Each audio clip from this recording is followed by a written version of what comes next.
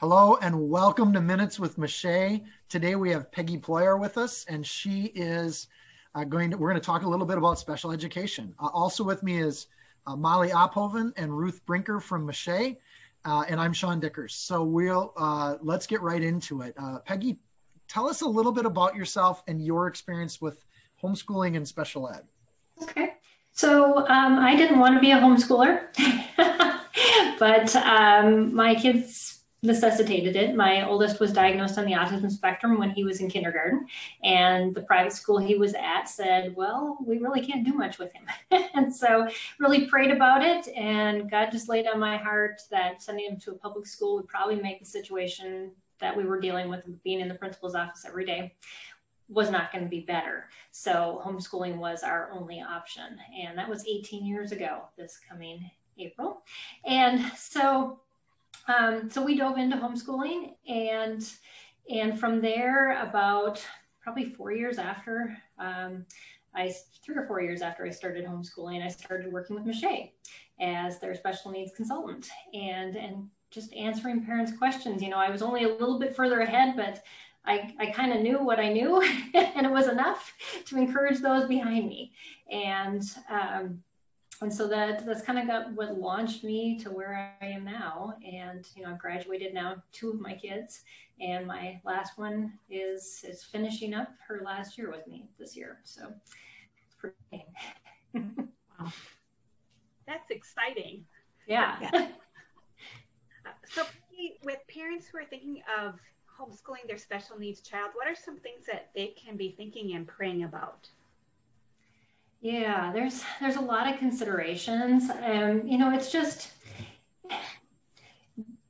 how should we even teach? You know, and that's I think the biggest question that parents come to us with, you know, when we're at conferences or online is, you know, where is that homeschool special needs curriculum? And you hate to tell them, but there is none.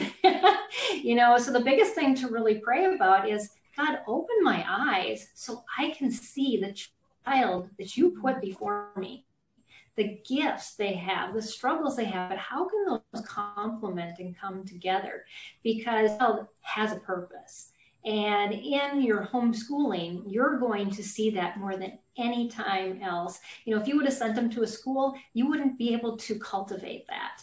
And so, so really praying, how do I increase those strengths and not, you know, to the point where I'm telling my child over and over again, I'm sorry, you're so bad at this. You know, this is what we have to work on because you struggle in reading. So we're just going to spend all day in reading. No, spend time doing the things that they do good at and encourage that. Because like with my son, he didn't read till he was 12, my oldest, but we were doing mechanical engineering in 5th grade. Doesn't surprise me, he graduated with a degree in engineering in college. So, but you have to kind of mix those together because they will have those strengths, and you have to just pray, say, God, open my eyes, let me see that, and then let me be able to teach into that and to show them that they are a gift. Wow. Well, okay, now I have 2 questions for you. The first one is, if I'm going to pull my special needs student out of the public system or a private system, they come with IEPs, individual educational plans. Do I have, as a parent, do I need to worry about those plans? Do I have to continue? Do I have some legal obligation to those things? Is there someone I answer to when it comes to those, or how do you deal with those if you're going to homeschool?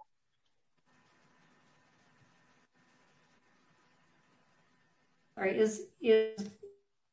am I glitching a little bit, or you know what? I think it's my internet. I'm going to have to tell you, I'm going to plug my internet in a different way. I forgot to do that. And then I'll answer that question because I'm not getting a good feed right now. Okay, so how do you deal with an IEP? So the first thing I always tell parents is if your child's still enrolled, make sure you get all your child's IEPs that are from the school, and you make copies and have them in your home, because once your child is not enrolled, the school is less likely to give you those copies. They're going to say, oh, doesn't exist, or that's in this file, but we're not going to go get it for you. And so just know that legally they're supposed to give you that copy. Not always do they, but make sure you have those copies, whether you agree with them or not. And that's, a lot of parents will dismiss that because they don't agree with them. But the problem is this is creating history for your child. And if they want accommodations or modifications later on, the more history you have recorded, the better off that they are going to be able to get those accommodations and modifications. So, but then what do you do when you homeschool? Do I write an IEP? A lot of parents do. And we, on our website, spedhomeschool.com, have a free template and guide for how you do that. And so what it is, it's again, a history record. This is, where my child is at this year. You make a statement of their present level of achievement. How are they doing? And then you list any tests that they've taken. And so if you have your standardized test every year, you plug that in there. You list their goals and you list behavior things. If you're using rewards, all of that. And again, it's tracking that history. What we've seen in some areas is that Medicare is now requiring an IEP to get funding, and homeschoolers are at a loss if they don't have this document. And so again, it's important to do that. If you have a membership with HSLDA, their consultants also can help you write that. So that's an added benefit of joining HSLDA with your discount from MACHE. So yeah. Okay, so my other question was, you mentioned your son did engineering, you emphasized the gifts versus going into those struggle areas. Right. I would think the natural question is, well, what about all the standards that they're supposed to meet? Like, as a homeschool parent, aren't I obligated to teach all those things that my son or daughter is struggling with at a certain pace? And they're going to go at their own pace. So your state has different guidelines. Minnesota doesn't have any specific high school graduation requirements for homeschoolers. You set them. So what are you going to require? A lot of times when parents look at high school requirements, they look at what a college may require. Well, ask the college, because I had this discussion just a couple days with a mom saying, well, what's my child going to do for a foreign language? And I said, my child graduated from college and never did a foreign language because where he went didn't require it. So we put all these burdens on ourselves that our kids need to do all these things. Check and make sure that they really do. And you know what? They're smart enough. If they want to get to that point, they'll catch up and figure it out. So yeah, that's a good question though. Thank you. Well, Peggy, I just want to say thank you so much, because I'm one of the email responders, or the email responder for MACHE, and I have sent quite a few people to you over this last year, because we've had so many new homeschooling families, and they're so concerned about, their special needs kids. But what would you say would be the pros of homeschooling your special needs? And then are there cons and cautions? And then second, what should parents expect based on what you've seen in your work? Yeah, well, the pros are you can go at their own pace.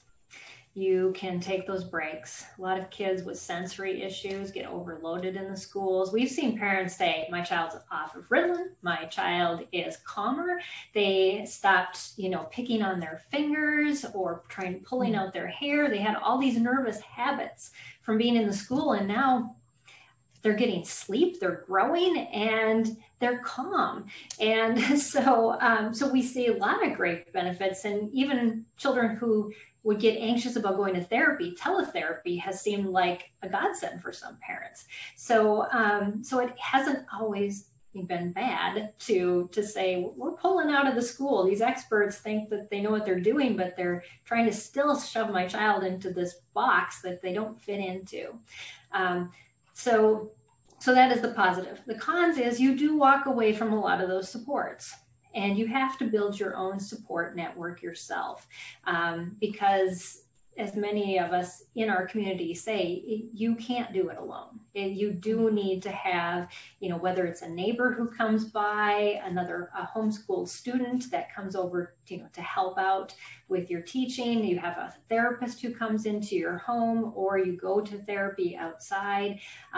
There's just so much put on these parents because their children do have extra needs, and then they're trying to juggle that with other kids and teaching them. And so you're trying to not only meet educational goals, but therapy goals and all these other like life skill things you're trying to teach that the school was doing before. Or maybe, at least you were getting all those things done when you were able to do your dishes and all that, and it's just not happening because you're spending so much time doing all these other things, and life at home is just blowing up. So but just developing that support network around you and finding those resources, whether they're remote or they're local. And I can't remember the last part of that question. Just what can parents expect when they do this? They're taking their kids home now, and yeah. Right. Yep. I think it's just typical with everyone who, brings kids home to homeschool. We've got to get the mentality that school is sitting at a desk. It's working with a professional. And that learning is fun. And it's something that we can all enjoy together, and it's something we do all our lives. And so it's not that we just pass a test and we move on. And that's the joy of homeschooling is we watch our kids grow, and they keep wanting to learn because they've learned that that's enjoyable instead of a drudgery. Yeah, for sure. Excellent. Yeah. So you mentioned about finding resources, Peggy. Mm-hmm. What would be some, and people can remember on video, they can hit pause and play, but what are some of the resources or places you would go just to start that search or to find some of those people you're talking about? Yeah, so that's what we do at SPED Homeschool. We're a resource vetting organization. Our nonprofit helps put different resources that we have reviewed in front of you. So curriculum developers, therapists, consultants. If you want to hire a consultant that works one-on-one with you to pick out curriculum and to set up your lesson plan, there are people that do that. So you're not alone. And again, those therapists that will help you write goals and a whole bunch of other things. And I know you guys just did a rewrite of your manual. And I remember looking through that, and it had a lot of great local resources. And we always send people to the state organizations for those local resources because we are not on the ground at that point. We're a very small team that runs everything from our internet here. So doing that, and it's just connecting with other parents around you and finding out what therapists are homeschool friendly in your area, and then knowing, just praying.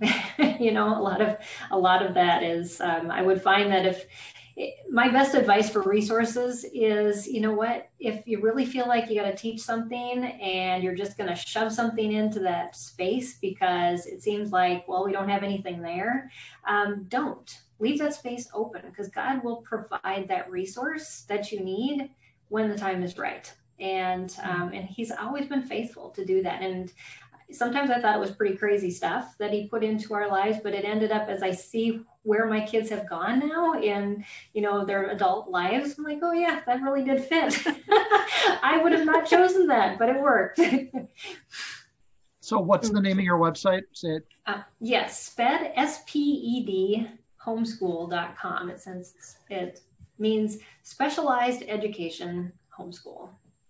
Wonderful. Yeah. It is a great resource. Thank you. For our time together, Peggy, what would you say to a parent who just thinks like, I just don't think I can do this. I don't know if I can homeschool my special needs child. What would you say to them? Well, a lot of people, when they say that, they're looking at the next 15 years and saying, oh my goodness, I'm not you. And I always tell them that, okay, you're not me now. You are me when I started, because I had an anger problem. I was dealing with depression to the point I wanted to commit suicide. And so was my son. And where God has taken us in this 18-year journey is amazing. Wow. But you have to trust him, because you don't know what is going to happen through that process. And every year you just pray and say, are we doing it again this year? There are always options to use a private school, to use a public school, to use a micro school. You know, there's pods coming up. There's so many options. But if you really feel like God is saying homeschool, then do it, because he will always provide in that. Amen. That's right. God will equip. Well, yes, exactly. Peggy, thank you so much for chatting with us today. You are a blessing to homeschoolers across the country, and especially here in Minnesota. So we appreciate you so much. So thank you. Yeah, thank you for having me. Thank you. I appreciate it.